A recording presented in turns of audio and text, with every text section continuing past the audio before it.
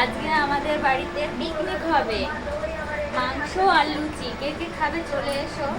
আপাতত ময়দাটা মাখা শেষ হলো।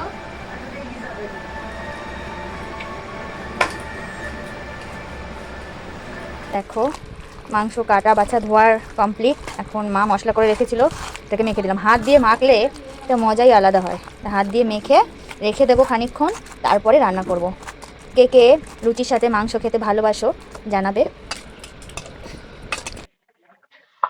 এদিকে আমি মাংসটা বসিয়ে দিয়েছি, আগেরটুকু দেখাতে পারিনি তো, কাঠের উনুন তো একা একা বুঝতে পারছিলাম না, বসিয়ে দিয়েছি। দেখো কাঠের উনুনে রান্না করলে সত্যি খুব টেস্ট হয়।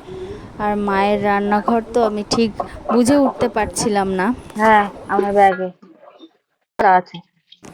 ওদিকে মাংসটা হচ্ছে আর আমি ভাবলাম কটা লুচি বেলে রাখি আগে থেকে, নাহলে ভাজতে সমস্যা হবে।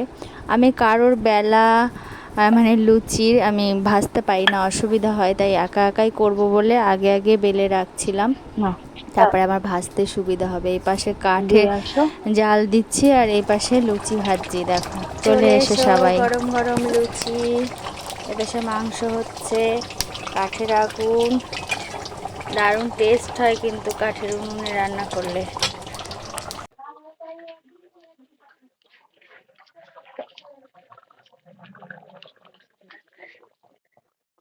ঠিক আছে। সম্পূর্ণ ভিডিওটা দেখার জন্য অসংখ্য ধন্যবাদ। আর ফুল ভিডিও না দেখে কেউই কমেন্ট করবে না, তাতে তোমাদেরই অসুবিধা হবে পরে গিয়ে। সবাই সবার পাশে থেকো, সাথে থেকো, তবেই না সবাই একসাথে এগিয়ে যেতে পারবো। আর এইদিকে দেখো এত গরম, আমি পুরো স্নান করে গেছি, কিচ্ছু করার নেই। লুচি ভাজতে ভাজতে পুরো স্নান করে গেছি, খুব গরম পড়েছিল। তারপরে কাঠের উনুন, সত্যি অনেকটা কষ্ট হচ্ছিল। তারপরে না পেরে মাকে বললাম তুমি একটু বেলে দাও। আজকের ভিডিওটি এই পর্যন্তই। ভালো লাগলে অবশ্যই পাশে থাকবে, আমিও সবার পাশে থাকার চেষ্টা করি সব সময়। আর এদিকে লুচি কমপ্লিট, আর মাংসটা এই দেখো ফাইনাল লুক কেমন হয়েছে বলো। আর এই যেটার মধ্যে লুচিটা রেখেছি দেখো, শেষ।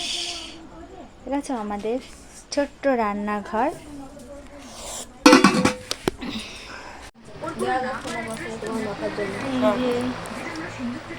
যাও যাও, সবাই খেতে বসে গেছে।